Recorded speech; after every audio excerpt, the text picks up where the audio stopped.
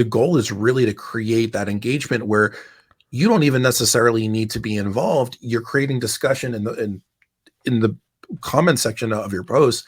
And this is really what keeps the algorithm going and fluid. And if you could do that, that opens up an entire world of possibilities on the LinkedIn platform. That's how we left off with Dan Roth at the end of part 1 of our conversation about LinkedIn strategy. Welcome to part 2. Dan's the founder and leader of the Creator Mode LinkedIn group. I'm Ross Brand from Livestream Universe. Today on Brand on Broadcasting, we continue our conversation with a discussion of LinkedIn anchor posts. That's the post delivered at the same time and in the same format each week.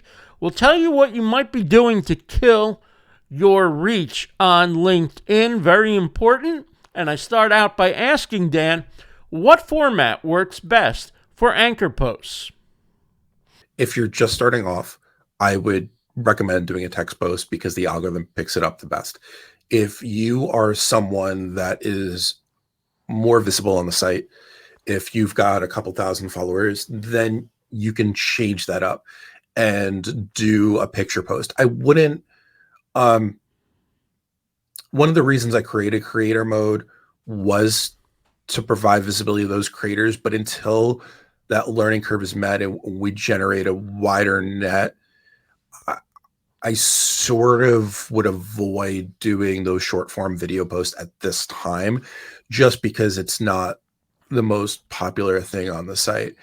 So you're saying text post means no image and no link out, right? Yeah, you're just you're sharing just literally black and white content.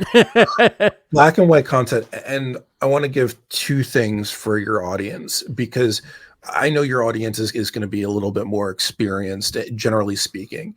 In journalism, we have a term, inverted pyramid style. And what that means is your most important stuff at the top and then flow down. Right. So with LinkedIn posts, the most important thing is you're only going to get 2 or 3 lines above the fold. So in order for somebody to really read down, you need to have that consistency. If you're just starting off, you don't want to do a 2,500 character thing. You want to do something that's going to be manageable, impactful, but also well written. Now, here's the caveat to this, and this is the reason I say you want to be consistent.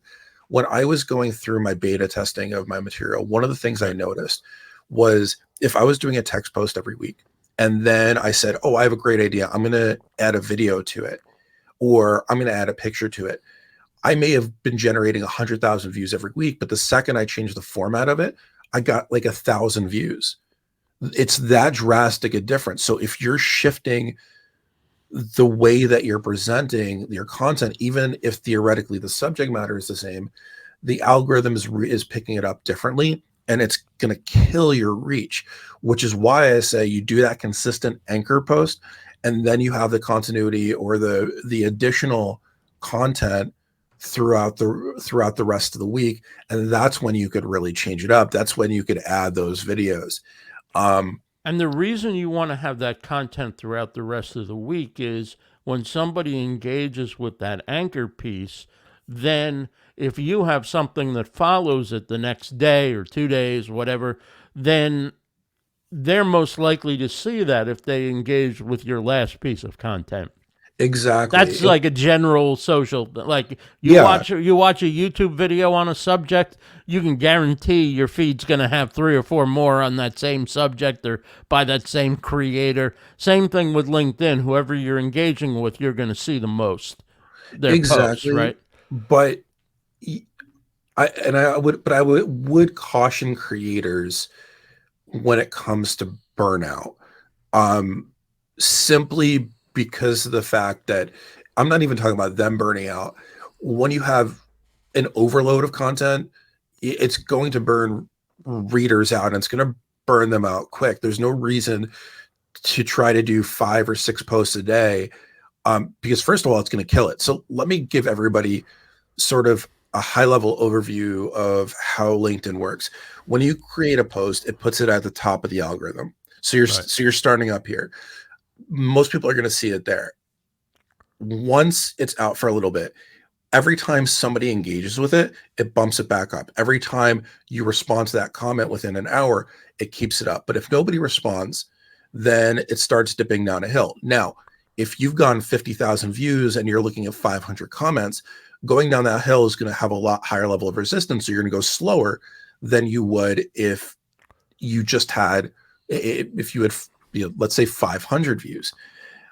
Now, if you were to put out another piece of content, let's say 3 hours later, while your first piece of content is still on the upward, now that piece of content is going to block you here. That's going to take over. And then all that momentum that you had with that first one is gone. So most people would recommend not doing more than one to two pieces of content per day. I pause on that and would say I think it really depends on what the purpose is. Right. So we're like, how well did your first one do? If it did nothing, then by all means, put out another piece of content. And if it's doing really well, should you follow it up with something the next day, or is it again like don't overdo it? Like have your anchor piece runs on Monday, and in the beginning it's probably going to do 10 reactions and 3 comments, and then over time it'll start to grow more and more and more. Assuming, so what do you do to support that the rest of the week? So this is an amazing question, and one that I would expect from an icon. Checks in the mail. You're welcome. So I think there's a couple of realms of thought.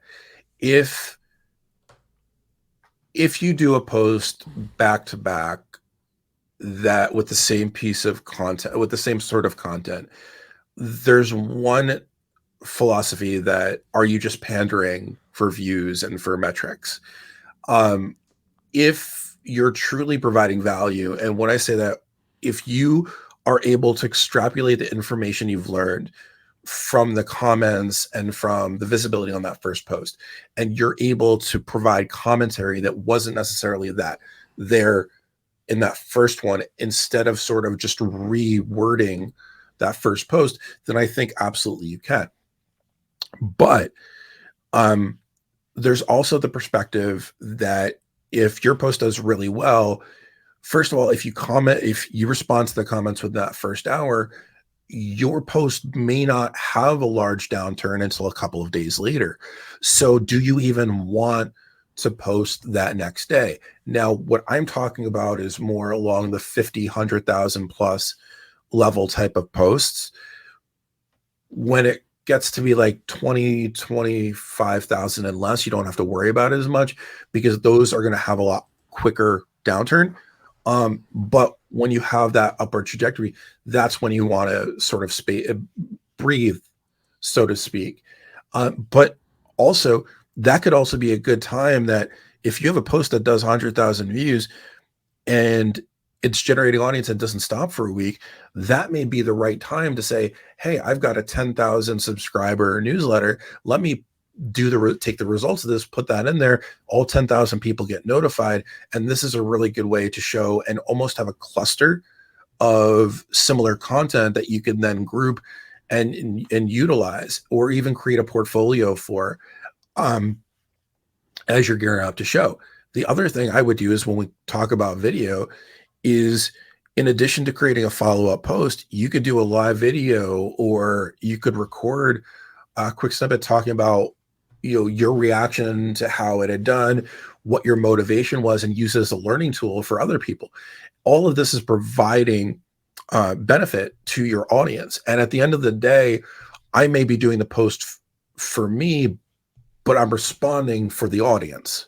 And that wraps up part 2 of our conversation with Creator Mode LinkedIn Group founder and leader Dan Roth. In part 3, we move on to LinkedIn Live, how you can energize and invigorate your LinkedIn Live shows and outreach, and really what you can do to turn out a big audience for LinkedIn Live. We'll talk about that in the next video with Dan Roth.